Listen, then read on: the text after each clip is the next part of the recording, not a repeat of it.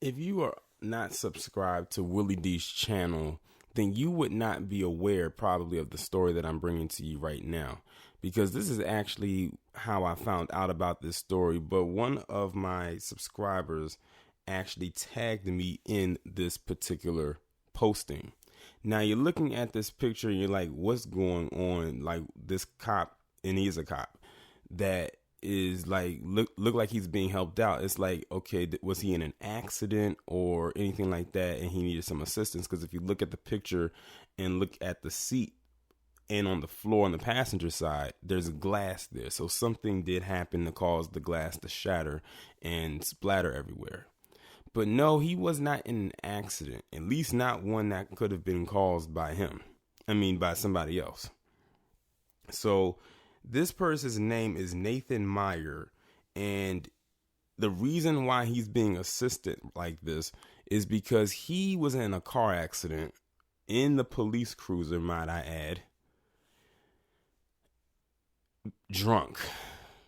You heard that correctly. While on duty. Like, he still has his uniform on. This wasn't off the clock, but even if it was off the clock, it wouldn't have made a lick of difference. But he was under the influence, intoxicated, behind the wheel of the vehicle in a police cruiser, and was in an accident.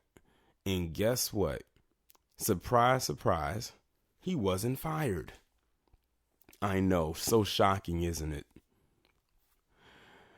The Aurora, as in Colorado, Police Department is facing an independent investigation after one of its officers was found passed out drunk behind the wheel of an unmarked police car.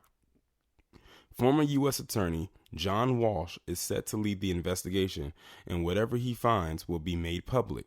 It is in the public's best interest that a thorough outside examination take place to ensure our residents' confidence in our police department and its leadership. Aurora City Manager Jim Twombly, who asked Walsh to take the role. Nathan Meier was found unresponsive on March 29th. Did you hear that? March 29th. What's today's date? December 20th. Well, this is the day that I'm recording this video. Friday, December 20th. Let's see. March 29th, December 20th. March 29th, December 20th. We're talking damn near almost a year ago. Going on a year, when this happened.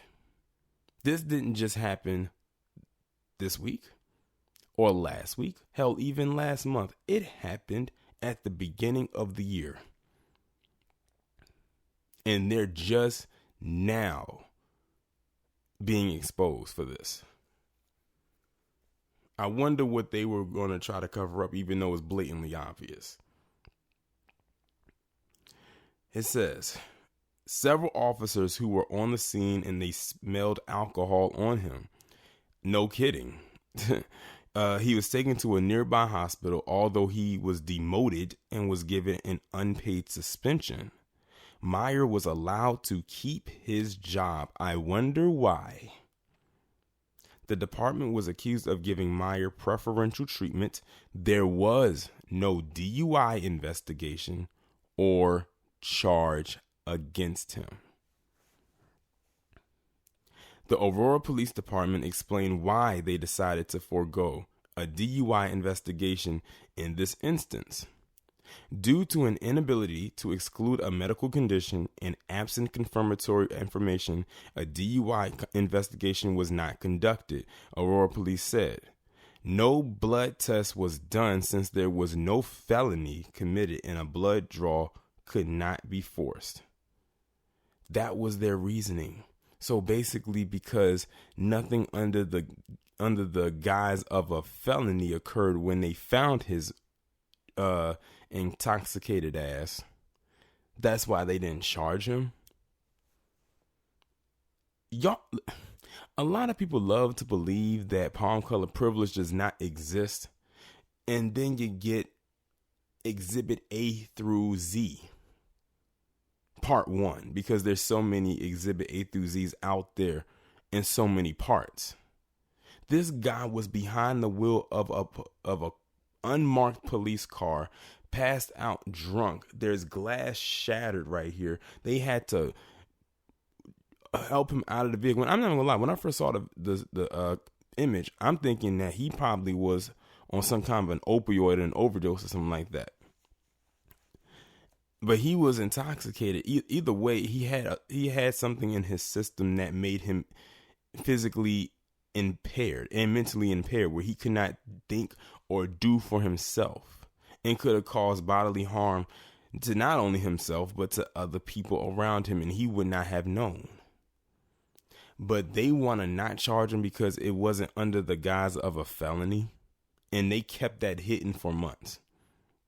So hopefully they do expose this department, because they kept that under wraps for a long time. So now hopefully they expose the department for not only doing this, but also what else is this department doing and keeping hidden from the public?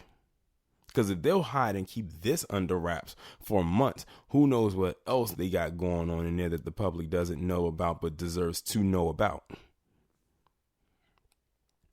Justin Smith, sheriff of nearby Laramie County, called the Aurora police excuses bullshit, and I would agree. It was bullshit, Smith told CBS 4. We need to hold each other accountable. I'm not afraid to speak up. You have to stick up for the right thing. He wrote a Facebook post last week blasting their decision.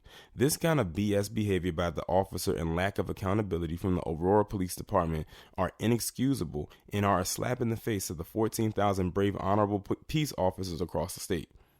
The citizens should demand transparency and accountability from the Aurora Police Department on this one.